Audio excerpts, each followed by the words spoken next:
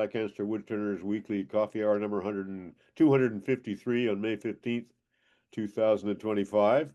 Now I'm seeing you on screen sideways. If you can figure out how to rotate your image, but you know, you're handsome that way too. Yeah, that I mean, it just flipped. Yeah, okay. It was normal before. I have no idea how to do that. Okay, as you were saying. Um, uh, Basically, what I'm assuming is you applied for the discount code, Yeah. and then I figure I'd send the code out to the club members, and they would use that code and sign up I for the think that's how discount. it went. I don't know how they want to do payments now. The club now has its own PayPal. When I did it 2 years ago, I did it through my own PayPal account. And you wouldn't want to do that because you'll start to get IRS paperwork at the end of the year. So I like that. I think that's I don't know the answer to that. So give Ziegler a phone call. Would be my All right, yeah, I've been emailing him, and I have not, heard back from him at all. And then I just suddenly realized maybe it hasn't bounced back, but maybe he's not getting it. So yeah, I'll I look think for his phone number.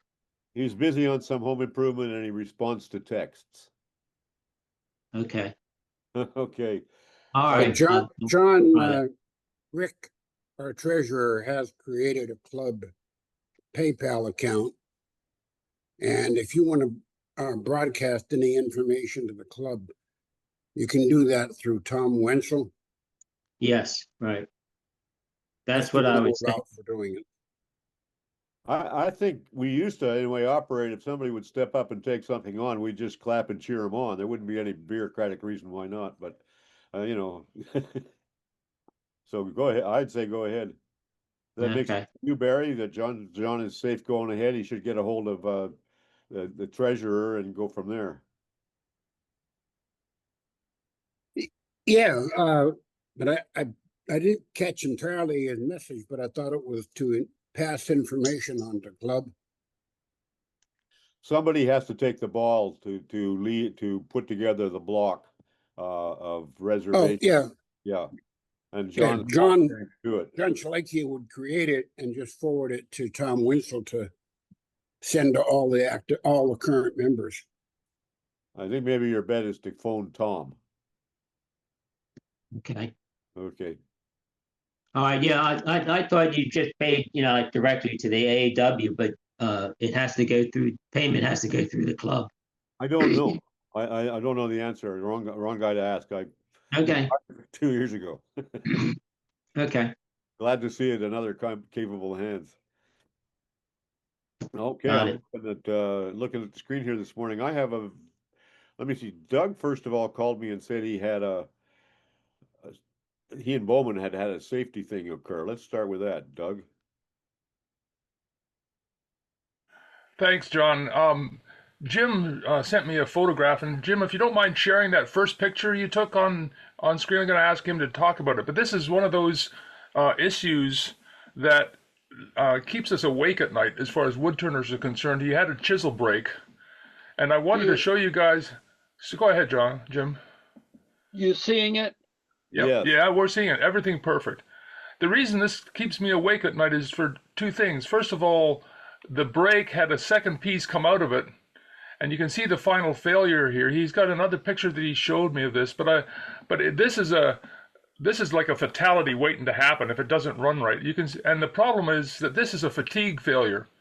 So even though the final failure happened suddenly and briskly, you can see this what they call a beech style fatigue failure, and then the final failure in this section down in the left hand or on the right hand bottom corner. I don't know how we protect ourselves against this type of failure, but it is a in my opinion, at least at this point in time, it's not from the tool, the guy who made the tools, but looks to me like it might be a steel quality question that goes into the actual raw material of the failure. But these things, if we had failure like that in our plant in Lancaster where I work, we'd have a major safety issue because that piece of steel, that little piece of steel going the wrong direction can do some serious hurt to somebody. And I'm only thankful that Jim is around. Do you want to say anything about how it actually happened, Jim? I was turning a green cherry blank into a platter, and I had my tool rest close to it, and I approached it. I approached the start of the cut. It was at the start of the cut. I approached the cut with the tool on the rest, and it just right there. Fortunately, the little piece is somewhere else in my shop. I don't know where it is. I wish I could find it, but that would mean having to clean my shop. And the other piece, well, one was in my hand, and the other one fell on my ways. Totally surprised me because I didn't think I created a situation. In other words, I didn't slam it down against the tool rest. I didn't jam it into it. The wood did have a catch, so I don't know. It kind of surprised me. Just to Jim's point, it doesn't, once you get to the end of the fatigue life of a fatigue failure, it doesn't take very much to cause that to break. This is a final failure. So this has happened over, I'm not sure exactly where the fatigue start. We can investigate that, but this has happened over a long period of time. So it really doesn't take a lot of energy. Would you see it, Doug, in the tube before it snaps? Would it be visible in some way if you knew what you were looking for? There would be the way this looks is you should actually be able to see on the outside of the tool a crack that's like gone around. Little stretch mark. No, the stretch mark in the failure is in, you wouldn't see it on it. All you'd see on the surface of the tool would be a crack going along around the diameter of around the circumference.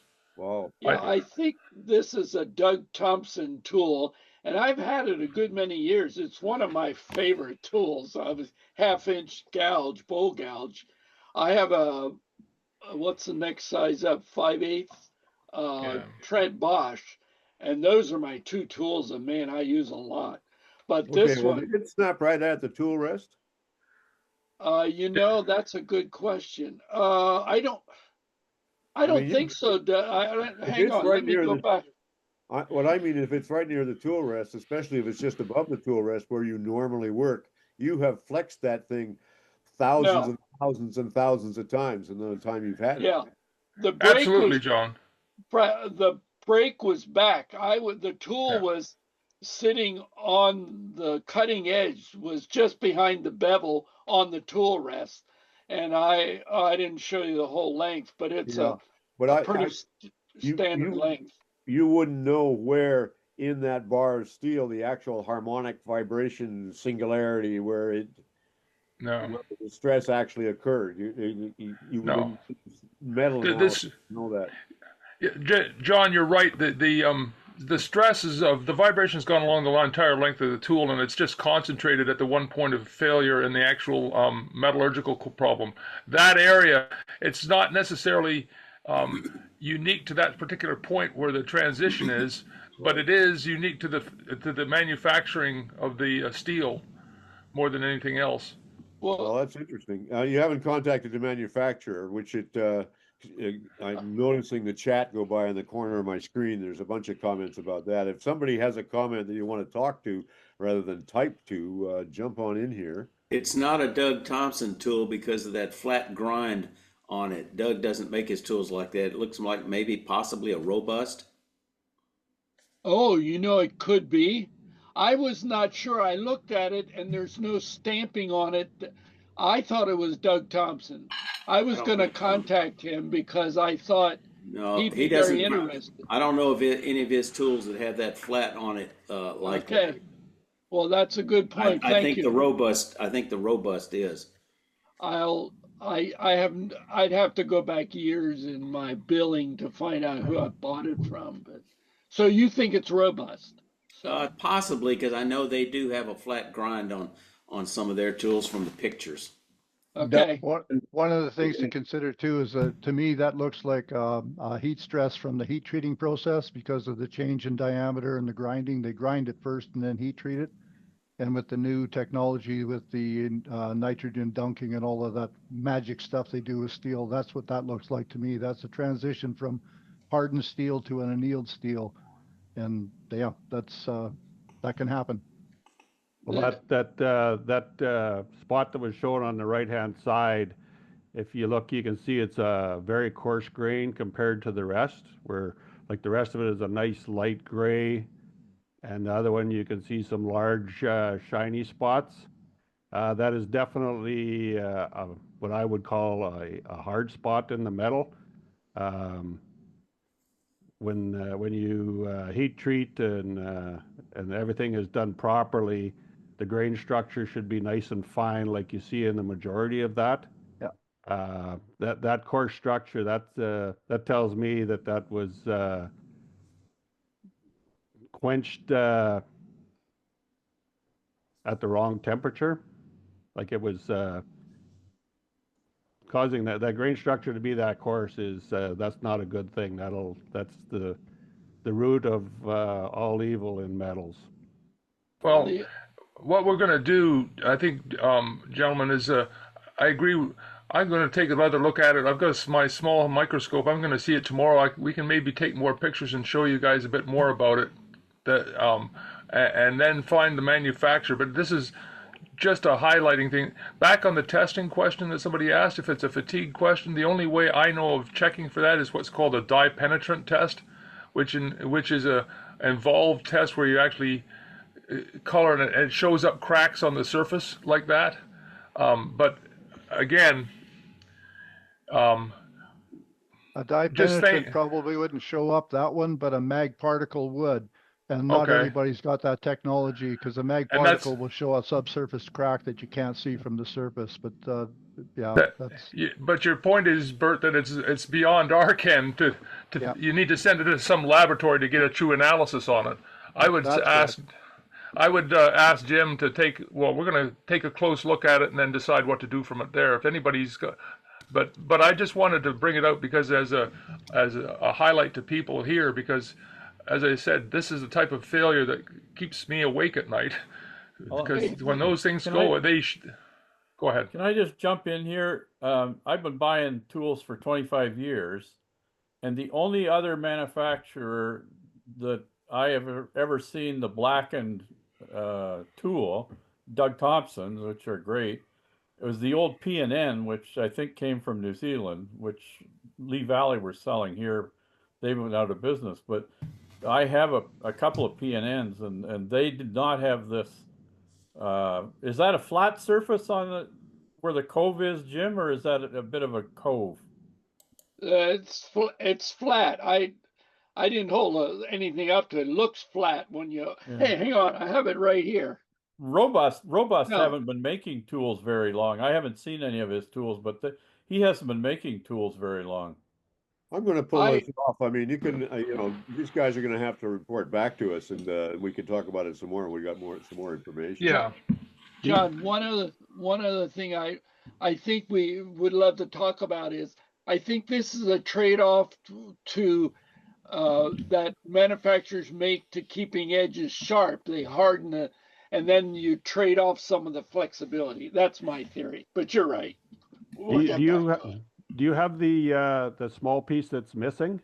No, it's somewhere in my shop. It flew. It literally flew somewhere, and I didn't see where it went because I was focused on what was in front of me.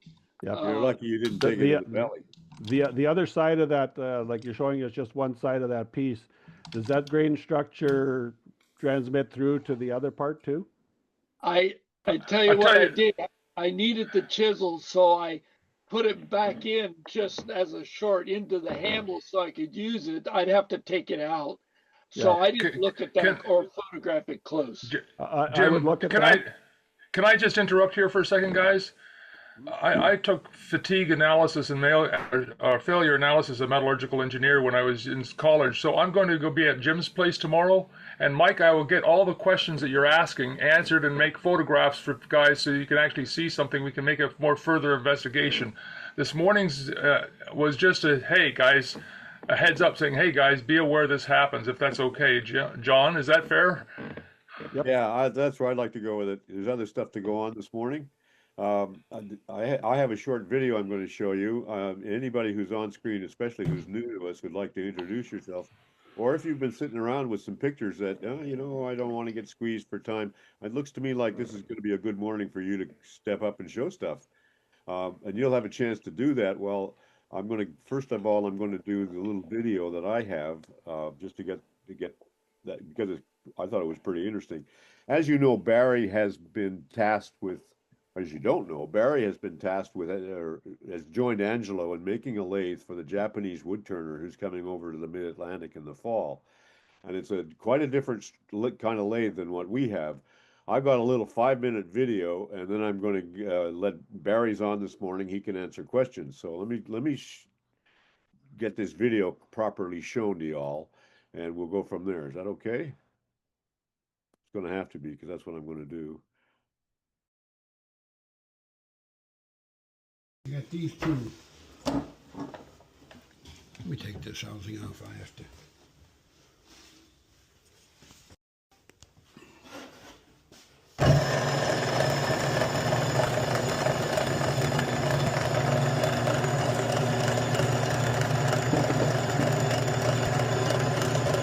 Rubber band returns it.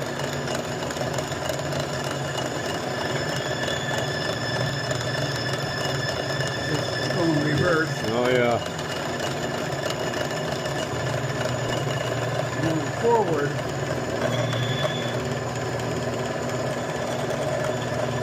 Oh, yeah, okay. So this is coupled to this. Only this, right. And then these are free spinning at this point.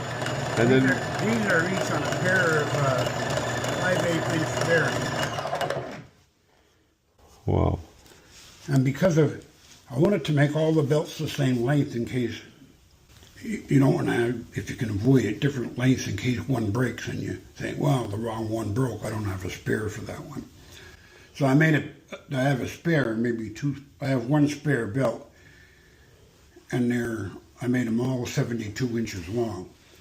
And I put an idler over here that is, That lets you tension now it turns out that particular size PVC pipe has an ID that is just about 1/1000th of an inch smaller than a 1 3/8 OD bearing. Yeah. I was able to put them on there and it didn't cause a bulge. The difference is so slight. But it's on a pair of the same bearings that these are on. Yeah, sure. I see how that works. Sure, And, the idler takes up the slack. And it takes up the slack. Say it again. The motor's adjustable. The motor has 1 inch of travel. Ah, okay, yeah. That's how it came. Sure. 4-bolt attachment on the bottom. And then you can do the tabletop can go up and down. The whole table, the motor's going to move Yeah. with it. The whole assembly Yeah. is on these arced yokes. Right. And the belts probably ought to be, and I told the belt maker, I said, these are 72, make them 73 or 73 and a half, so we're down more neutral territory. Right. And adjusting from neutral rather than, because right now, I mean, changing a belt, no matter what the configuration was, you'd have to take the bolts out Right. and either slide the trunnion off, pillow block off, or work the belt over it. So this yoke here is what moves the belt over and Right. back. And so the pedal pulls on this yoke and pulls it over this way, and this belt goes on.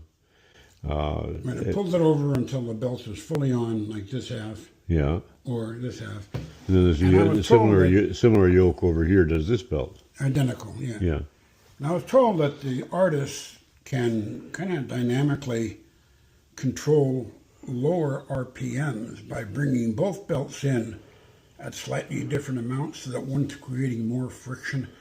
But that, along with the artist, that requires machine familiarity with but working those pedals instead of pushing one or the other. You push them both, Yeah. and it adjusts at the near the extreme. I bet it's not gonna take her long to figure that out. I bet it won't take you long either once you have it all hooked up. Well, I'm not gonna be messing with it, other than just running it for whatever is determined a long enough time to proof the belts. Wood shop. Thank God for wood. Okay, I'm gonna end the share and invite Barry to take questions and comments. Harry, where'd you find the belt maker? I'm sorry? Where did you find the belt maker to put the belts together? Are they? Yeah, I put these together, and I've, in an email a couple of days ago, I wrote to, what's his name, Tyler, Oh yeah.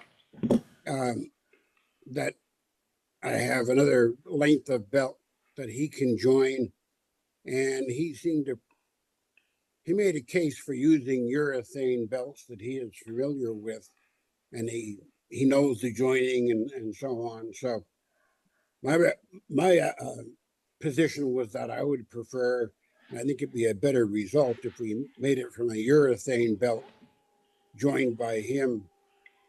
I think they use a little metal cleat assembly. Well, Mine is glued together on a 15-degree miter. It's about a 5/8 of an inch overlap, and it's just glued with thick, flexible CA. Thank you. it seemed to hold pretty good in Barry's tug test, that's for sure, but it hasn't been run a few thousand times yet. But more to the point here, that flat tabletop lathe now has an apparatus with a tool rest on it that's not actually bolted down. It moves around wherever the turner wants to put it. Am I understanding that right? Yeah, I have a drawing with dimensions for how to make one. It's called a little horse, and it has a ramped. It runs from like an inch above the dead center, like it runs from 7 inches high down to about 4 inches high, over about a 15-inch length, and it has a little notch in it right at the where it's the height for a center line cut. And they move the support as much as the tool. They move that horse left, right, in, out dynamically as they're turning, so the tool is sliding back and forth on that little horse, but she's going to bring her own. You're So not gonna make as an you're ornamental. not gonna make the little horse. Yeah. Yeah.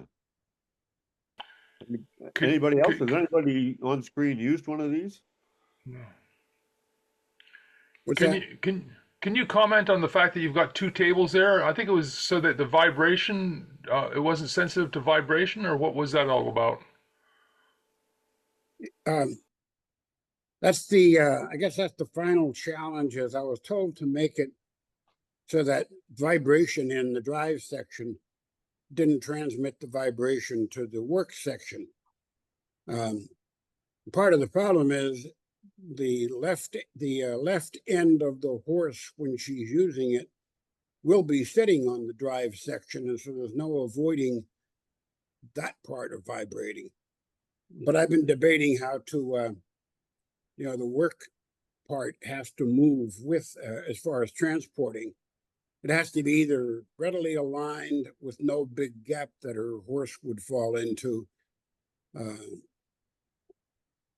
yet, I was thinking of maybe a rubber joint that has bolts that only align fore and aft and don't pull tension on it. Don't try and close the joint entirely. Just rely on the elastic range of the rubber to bring it down to, like, say, 1/8 of an inch gap. Just so you can get everything to align correctly, so there's no bumps and dips and hills and holes. Yeah. Otherwise, it will jiggle away in use. Anybody else on this?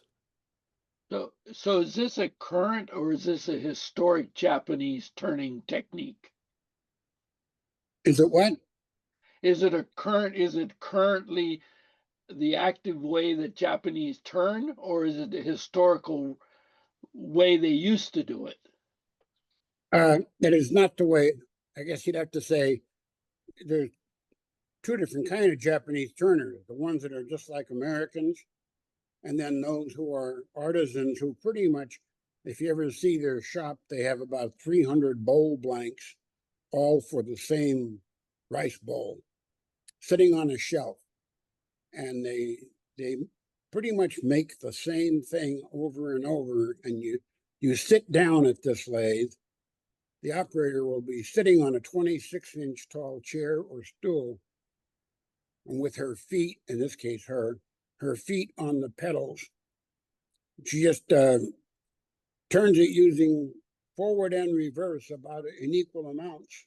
She does the outside of the bowl pretty much with forward motion, and then just slides her tool around and starts working on the rear by pushing the reverse pedal. And so however we mount it, we'll have to have a good locking screw so her workpiece doesn't come off when she hits the reverse. But it's the style of the lathe is historic, and it's I forget it starts with a Y. It's a province in Japan, or whatever they call their areas, I guess provinces. And it's originated in that area, and I think used only in that area. And the wood turners of it do not put finish on the product.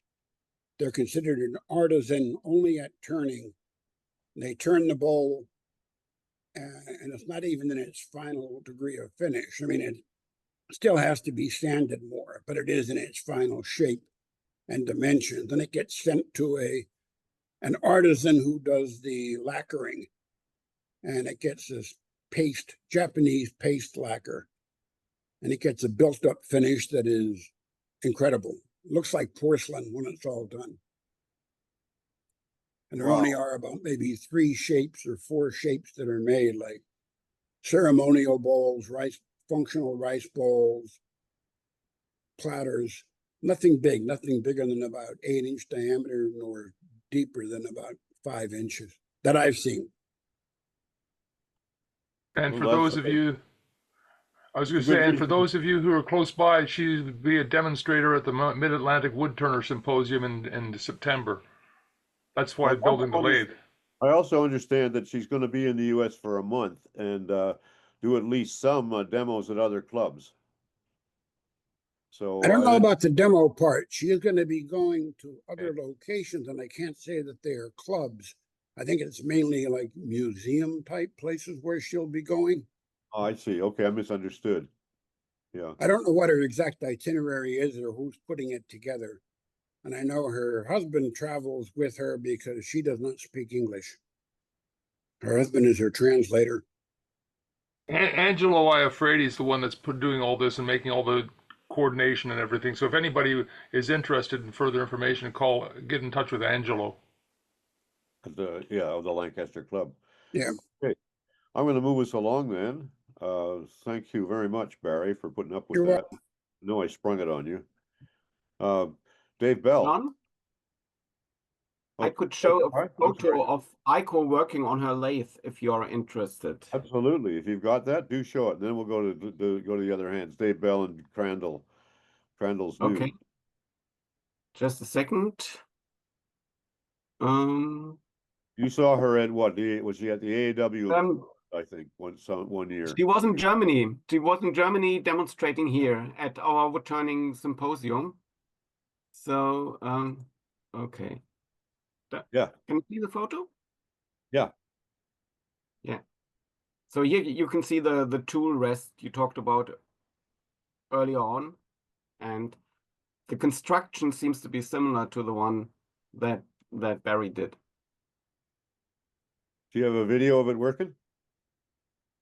No, sorry, I haven't got one. Just the photo. Okay. Well, okay, that answers a lot of questions for me right there. I had not seen that photo before. Yeah. All right. Thank you very much, Okay. Pat. That's in your share. David Bell. Good morning. Can you hear me? Yeah, we got you. So last week I showed those turkey calls that I had made. Yeah. I said I would get one out and do a bit of a sound thing. So there's the turkey call there, Yeah. and there's the striker. And you can see that I've prepared the slate with a bit of coarse sandpaper. That just helps with the sound. So I'll try and, I don't know how well this is going to come through on the sound, but Can you hold it up higher? Zoom is going to kill that sound. We'll have to get out for its usual. Yeah, can you do that, Bowman? You know where that control is? Hang on a second. There's a zoom control. It's filtering you out as background noise. Yeah, you have to go into your sound settings. I do. No, I think he does. I would do it. I would do it from audio settings, audio Background sound volume. profile. I'm just going to turn off. Turn it off. I can't The really. background removal. Turn that off. Do you got it? I can't turn it off.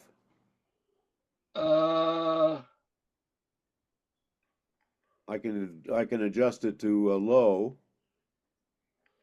Can you Original kill the sound. automatic Original microphone sound. adjustment above?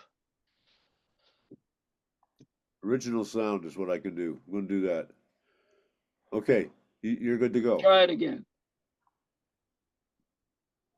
I think he has to do it. It's his microphone that has to change. Yeah. Well, we see what you do. We can't hear it. oh, okay. Maybe what I'll do is for next week, I'll actually do a sound file and then we can just watch it on the. Yeah, or go into your own sound settings, but do it while we're talking to somebody else and come back on. All right, I'll see if I can find it. Okay, Yeah, cool. it's in audio settings and the audio profile at the bottom of that setting. Yeah, it's in there somewhere. Okay, Glen Crandall, you're new here. Introduce yourself. Where are you coming in from? I know that, or Garrett, Glen Crandall, yeah. Well, it's interesting because my original, my given first name is Gerald. And, but I got into high school and people were having trouble pronouncing the name. So I went to my middle name, which is Glenn. Interesting. I never heard of another Gerald before. Except our own Gerald. Yeah. Anyway, I grew up in Long Beach, California. I did my first turning about age 16 on a lathe that my grandfather built for my father, and did the obligatory baseball bat and that sort of stuff, but I never stuck with it. Out of high school, I went into the Navy, spent 3 years over here in Jacksonville. After the Navy, I went to work for IBM. I couldn't stick with them for very long. It only lasted 34 years. But along about 1976 or 77, I got interested in woodworking again and bought a lathe and started turning. Nothing very serious, it's just a hobby thing. But I got interested in segmented work. So this is one of the pieces that I did. Okay, now you built that up on the lathe, right? You turned bottom part and glued on the next layer. This is all segmented. It's Bubinga and yellow heart and purple heart. There's about 7 layers in there, and I think there's 12 segments per layer. And when did you make that? Oh, it's probably been 10 or 15 years ago now. So how are the glue lines feeling to your hand now? They're doing very well. Quite surprised. Used tight bond to glue them, but I don't know which one. 20 years ago, it was probably tight bond one. All right, next piece. Then sticking along with the same theme, I have maple with also yellow heart and purple heart. And obviously I'm kind of fascinated with the Thunderbird motif. I like the Southwestern stuff. Are you taking shapes from Southwestern pottery? Yes and no. Some of it, yes. Some of it is something that I've decided to do. Do you draw the shape, the ultimate shape of the bowl out pretty carefully, or do you find that after you've done the glue up? No, I try to think of the shape beforehand. I use Woodturner Pro to design my bowls. And what is Woodturner Pro? yeah, these Lloyd Johnson, I think it's Johnson, made that group of programs. It allows you to build a design and then figure out what the segments need to be. Another piece? No, that's what I got right now. I did want to mention that I lived in the Atlanta area for about 20 years. Up until about 2 years ago, I lived up there in Mike Peace's country. Had the opportunity to meet Mike a couple of times. Came to North Florida about 2.5 years ago. Getting on a little bit in age and need to be near family. So I'm down here enjoying the sunshine when it happens. So, Well, good to see you. Nice to meet you. Welcome to our show. Yeah, thank you. See more of your work as you progress.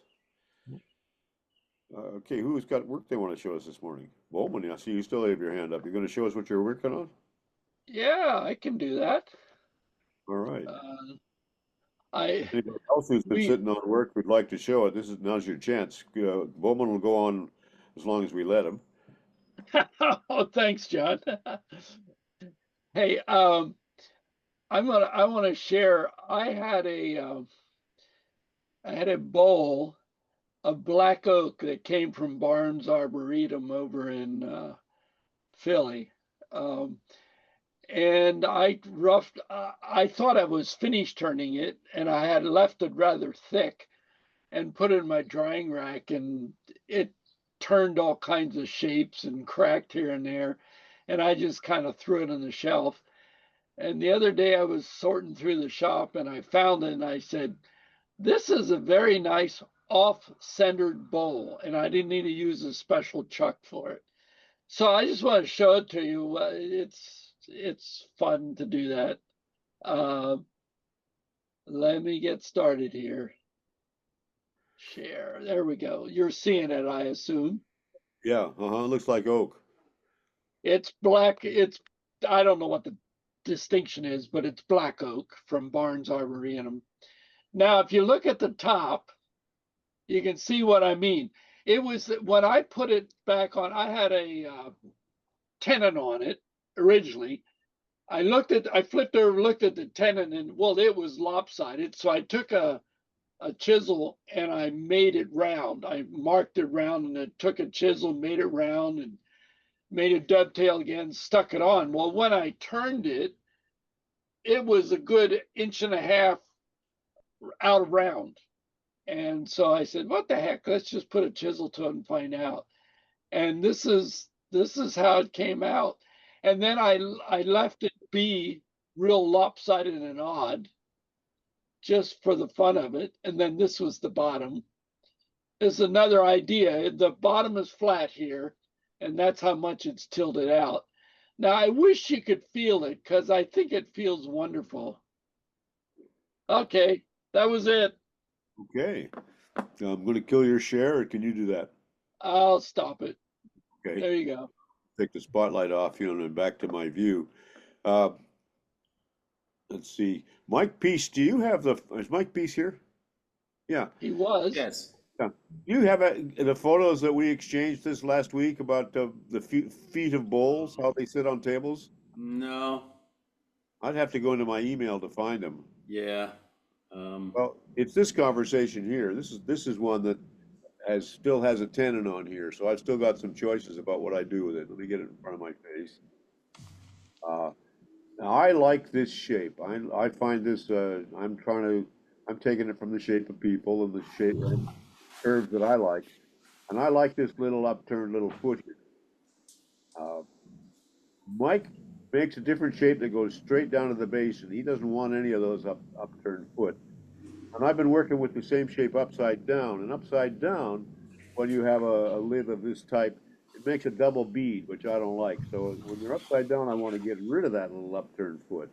So that's making me question the whole presence of it. And that's just one of those, discussions I'm now having with the things I'm making and the nature of boxes, small boxes, and how we relate to them. Here's a picture, John, essentially, on Richard Raffin's front of his turning box book, where it tucks rounded down and tucks down. Is there a little wee foot? No, I don't think does. Yeah, I don't think so on this one. Sometimes he'll put a wee foot on it, but it will still be under the tucked in portion. Yeah. And it doesn't have, so, from discussions that I've seen, you want the eye to be able to follow something and not get disrupted along the way that confuses you what you ought to be looking at. And that tends to be a continuous curve. It can change directions, but not necessarily have too many doodads. But the beauty is in the eye of the beholder. Yeah, and my construction method on these, I have to have a bead here. I have to hide the glue line that makes the composite lid that hides magnets inside, and these magnets are not bored right through. So you only see magnets here and here, inside here. You don't see them outside, and you don't see them inside the container. So I'm happy about that. That's where I'm trying to go. I like that. This is a shape I've worked with for a long, long time, and I just like this general class of shape better than the one that's on the cover of Raffin's book. But I'm now going to play with, okay, how far in does it go down here? Because I got a bit of wood to work with, and making this under kick smaller. I guess it could go down to be the same size as the bead. That would work. And I always try to make this surface and this surface right angle to each other. So those are my considerations in the minutiae of wood turning as we do these things.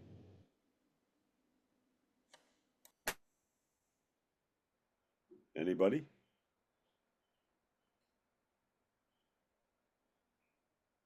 I put you all to sleep. So John, do you need that bead, or you just like that bead? I need this bead. I have to have this bead because this is a two-part lid that the magnets are in this inner part, and it needs this flange to stiffen it enough to be able to work with it and to conceal the glue line on this surface, which is where it's very obvious. In here, the glue line is not obvious at all. So I want that glue line to go away. So that's the strategy I'm currently working with to get rid of it. But that can be quite a small bead. Right here, it's about a less than an eighth. Gotcha. Yeah. And down here, this foot is more like a quarter. This is still tenon. But I can still get at this. Yeah, I think the bead looks good, and I think beads are real common along the glue joint because as the wood moves a little bit, it helps disguise where the lid fits fits the base. Yeah, and I have a certain amount of looseness in here, which is one of the things that magnet boxes allow you to have, as opposed to suction fits. Or even threads. Threads can get oval and they get difficult to thread. These I'm still learning the limits of how much looseness I need. It's on the order of a shy 16th in both directions. Yeah. So that's my adventure, my ongoing adventure into these things. I definitely want the eye to follow this curve onto this curve and down to whatever the foot does, but I'm going to make that foot smaller before I take the tenon off this. John, the bead breaks up that flow of that curve though, but I know you need it because you're hiding something, but I think that would be an elegant shape just coming right down and around like you have it without the bead. What about a concave kind of? I've made them that way in the past. Okay. But not with this structure.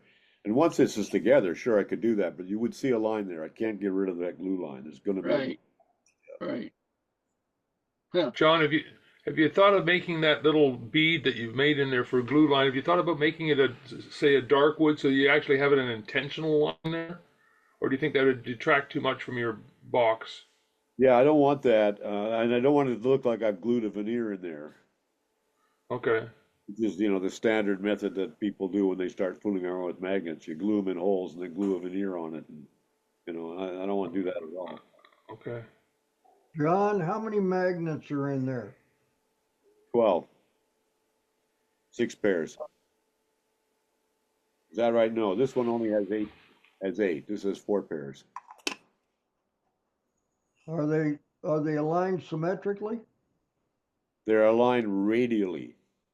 And they are, yes, they're exactly aligned. Okay. Yeah. I'm very careful with my layout on that. They align and they grab, it holds in 4 positions, it clicks closed. This one, they are a little bit buried a little deeper in the wood than I prefer. I'm now using 6 magnets, and I'm filling the holes with a paste of baking soda and super glue. So that lets me make sure the magnet's going to stay in there, and it looks more like a pearl inlay than a silvery magnet. And I don't run my tool into it. I can shave into that and get all the glue off before finishing that edge up. So it's all, that's the strategy here. How did you drill the holes in the lid? It's a 2-part lid. I've talked about this in previous weeks. This part of the lid is a cap. Inside there's a flanged piece with a sleeve that fits inside. So the flanged piece carries the magnets, and then this outer piece fits over it. Okay. So the magnets are in here, but they're underneath this outer cap out here. And the glue line is there, and the other glue line is deep inside there. All right. There, down you don't see it because it's right at the corner of the wood. And that's what I'm trying to make. I don't want you to know where that glue line is. I want you to have to look at the piece and say, how do you do that? Most people are unaware of it, but the woodturner guys get it. John, why did you choose to make a slanted edge on the top? Or there? Top of the lid, yeah. Why? What was the strategy there? It's fragile. I don't want it to be fragile. These things, I use these things as on the table all the time with all kinds of stuff in them, and I don't want that to be a fragile edge. So, but maybe I took too much off there. What about some kind of rounded bead up there to follow through with the same theme? Okay, I imagine that this is following this. Ah, okay, gotcha. Is following this. But I could be wrong about that, and I could also make this and this be the same as this. The bead being the first call, I could make the same at each place, or just make this very small, so there's no slope there. Hey, John. Yeah. Maybe what you should do is, rather than building the actual box, is do something like piece covered and that is just turning maquettes of the shape, just the outside. Do it in poplar and refine your shape and see what your eye likes. Oh, I've done that. I got a whole row of them downstairs. Maybe due to do it again. That's a good point, though. But I did it. I've done a lot of that over the years, and you're exactly right. It's a great approach. Yeah, I'm doing my experimenting on blanks that have a few hours of assembly before I'm making the shapes, and then I'm at the late stage of saying, oh, maybe I could change that a bit. You're saying just quit making the insides and just take a beam of 4x4 and start making the outside shapes over and over. Yeah, you're exactly right. It's a great approach. I'm probably going to do that. John, maybe you need to show us a picture of your row of mock-ups. Just like Barbara Dill's shop is all full of her mock-ups. So I'll show you a bunch from the last few times I've done this. They're down in my shop. I'll take a picture. Yeah, I was taking pictures in the shop this morning, and I probably have one, but it's not exactly the hand. Yeah. Chalikian. Turning off the mute. Well, I have some in the vein of a box. This is honey locust from Angelo when we did it at the club last month or a month ago. I did a compression. I also decorated the inside. Wow. I made it doesn't line up because I made the mistake. I kind of when I was putting the tenons on, I didn't do it right, and I couldn't, get the pieces back together in the right direction. So that was a learning experience. Another of the honey locusts that he had. So cup could be a pencil holder or what have you. How tall and how demand is that? Like 4 inches by 4 inches, more or less? Yeah.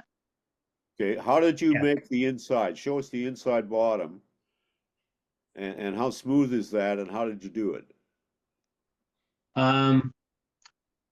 Actually, I used the ring tool for a lot of this hollowing, and then I used a scraper, a round scraper, and just some careful cutting.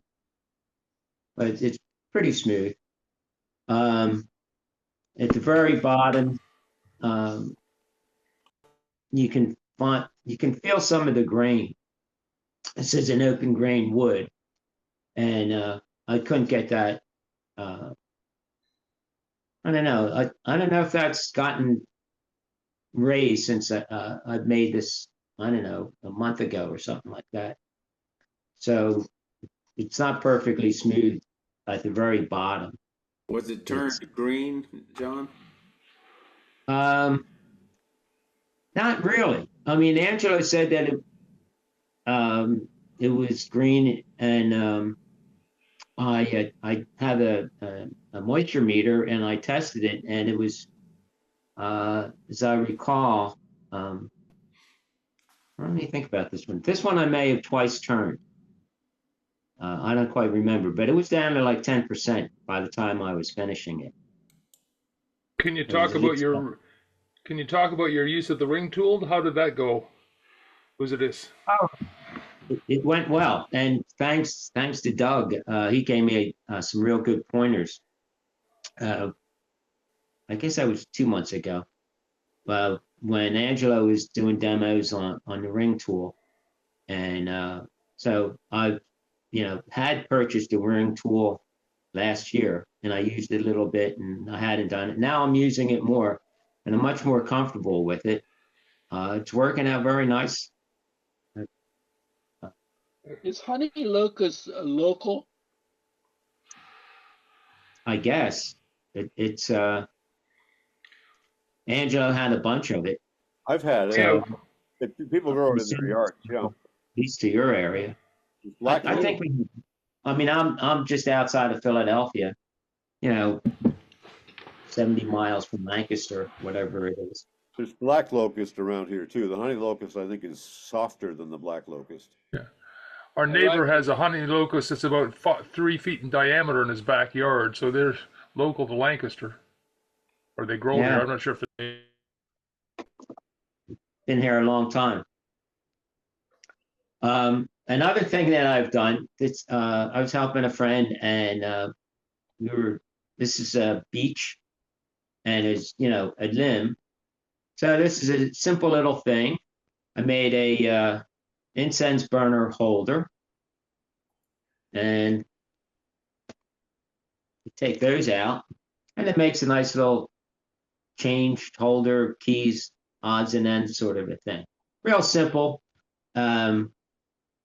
I did this kind of quickly. I didn't do a lot of sanding, hardly any actually. What's the wood? This is beech.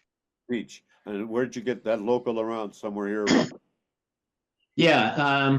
Well, my friend, I was helping him. He's over in Fort Washington, Pennsylvania, and yeah, he's got a bunch of beech in his. He has a good acre or more, and he's got a whole bunch of trees, and they come down, and I go over and help him, clean it up and all. John, so this was a fun little thing. It's quick. And why'd you angle the incense toward each other? So that when the ash drops, it stays in the circle. I wondered. I thought maybe. Yeah, and I've tested it, and I've done a few of these, and I did it on the initially first time I did it on a drill press, and now I'm just doing it by hand, and I just try and get a little bit of an angle, and it's kind of doing it by eye, and sometimes I'm better than other times, and I try and put it with the grain, with the long direction. And I did one with like probably six holes all the way around. So if somebody was really crazy, wanted a ton of smoke, they could do it.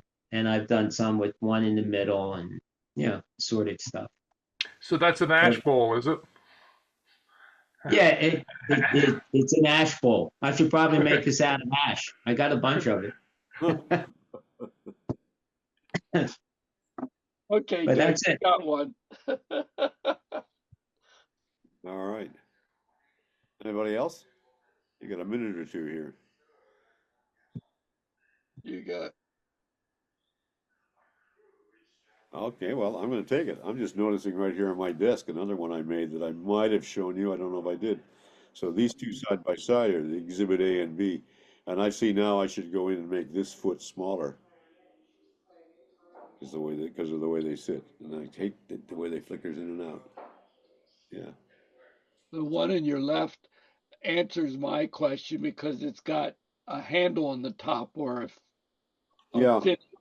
Well, I had more wood for one thing in this one, and I want the finished relationship to be a 1-to-2 ratio here. So this is Can we hear Dave's turkey call at the end of the story? Oh yeah. Here? Did he work it out? Has Dave got the turkey call? Yep, I changed the settings. I don't know if it's going to help or not, but I changed it to something for a musician. So go for it.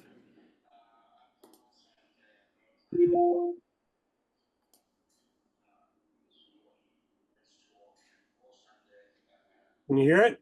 No. Still can't hear it. I'll have to make up a sound file and show it next week. I think there's too many filters in the way. I'm sorry about that. That's just the nature of the beast, I guess. No problem. Thanks. David, by the way, sound file to the chat. Yeah, actually, I can do that. Yeah, I can upload it to the chat next week. David, my brother out in Chicago said he's done a lot of stories on turkey calls, but yours was the most, I forget his word, elegant or really awesome. So just kudos to you. Thank you. Yeah. See you all next week. Goodbye. Have a good week, Thank everybody. you, John. Bye. Thank you, Jim. Thanks, everybody. Yep. Wood shop.